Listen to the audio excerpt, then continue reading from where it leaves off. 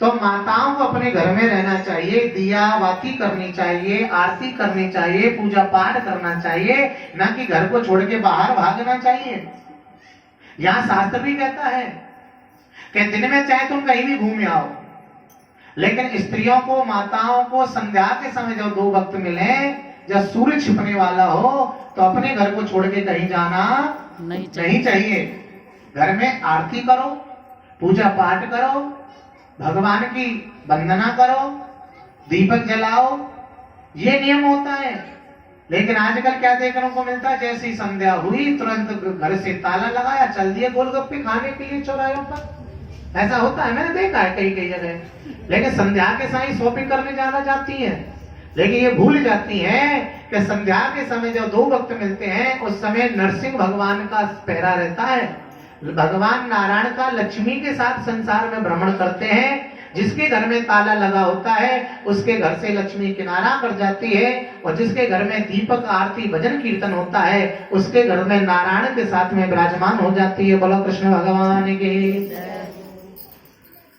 भगवान की एक लीला बड़ी अद्भुत है प्यारे। भगवान जो करते हैं अच्छा ही करते हैं, लेकिन भगवान की लीला हमारी समझ में आने वाली नहीं है।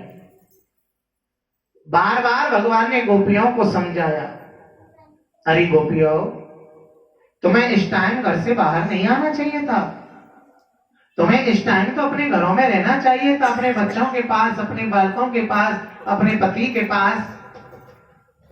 जब बार बार भगवान कृष्ण ने कहा तो गोपियों ने भगवान से कहा, प्रभु तुम जो पतिव्रता नारी का उपदेश हमें दे रहे हो ना, एक बात हमारी भी सुन लो। अब भगवान कृष्ण से गोपियां कहती हैं कि एक पतिव्रता नारी थी, वो जब तक अपने पति का मुख नहीं देख लेती, जब तक भोजन नहीं करती, जब तक पूजा नहीं कर लेती, जब तक भोजन नहीं करती।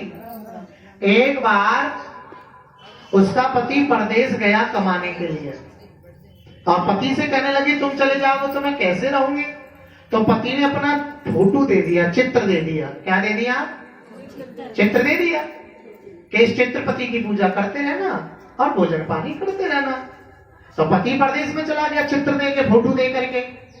अब पत्नी घर में फोटो पति की पूजा करती है, चित्र पति की पूजा करती है। 2 महीने बीत गए, 4 महीने बीत गए। एक दिन वो पति परदेश से अपने घर आया तो किवाड़ बंद थी, सांकर लगी हुई थी, और वो पत्नी अंदर अपने चित्रपति की पूजा कर रही थी, और बाहर उसका असली पति किवाड़ खटखटा रहा है कि किवाड़ खोल, किवाड़ खोल। अब गोपियों ने कृष्ण से पूछा, कृष्ण ये बता, उस चित्रपति की पूजा करते रहना चाहिए या अपने असली पति के लिए किवाड़ खोलनी चाहिए?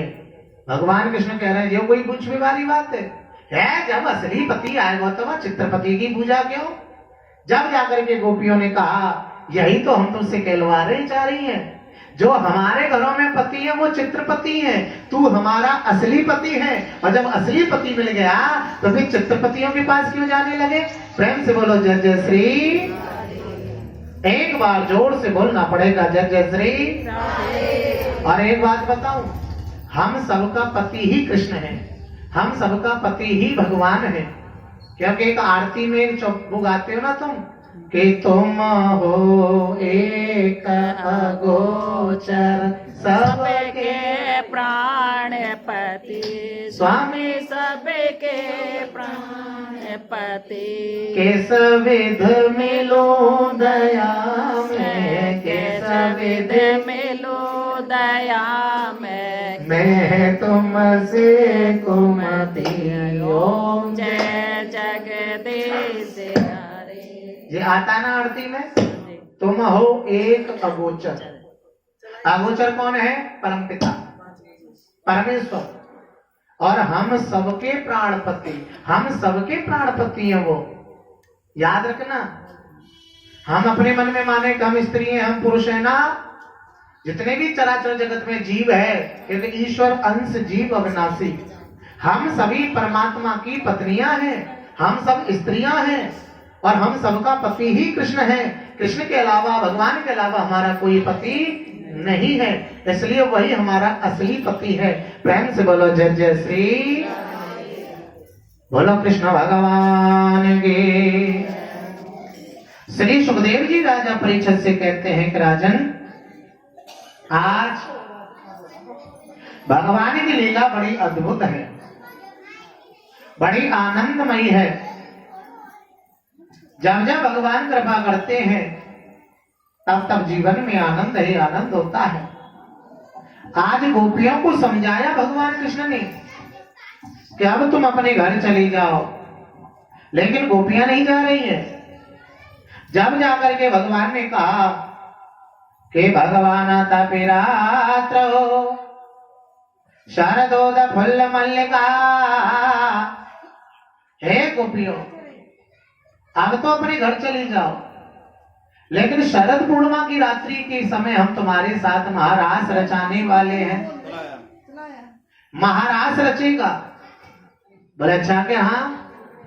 और सबरी गोपियां भगवान की महाराज की नाम सुन करके अपने अपने घर चली गई महाराज, कि भगवान हमारे साथ रास रचाएंगे, महारास रचाएंगे।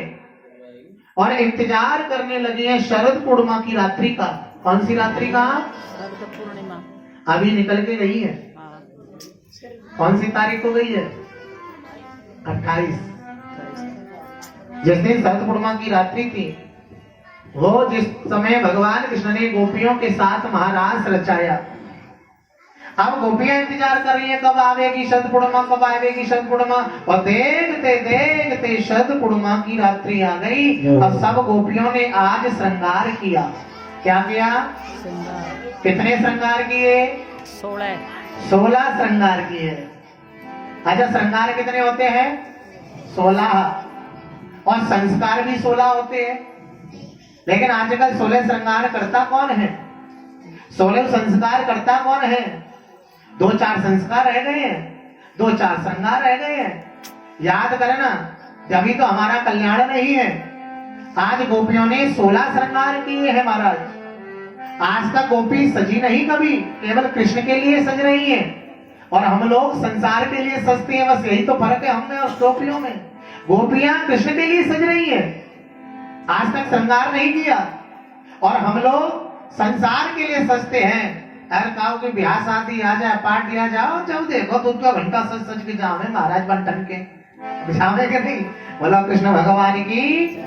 लेकिन भगवान कहते हैं जो मेरे लिए सजता है मैं उसके संसार में जीवन को सजा देता हूँ। तो सजना है तो अपने प्रियतम के लिए सजो, कृष्ण के लिए सजो, अन्यथा संसार के लिए क्या सजना साहब। सजना है तो मेरे गोविंद के लिए सजो। बोलो कृष्ण भगवान के। बोले वृंदावन बिहारी लाल के।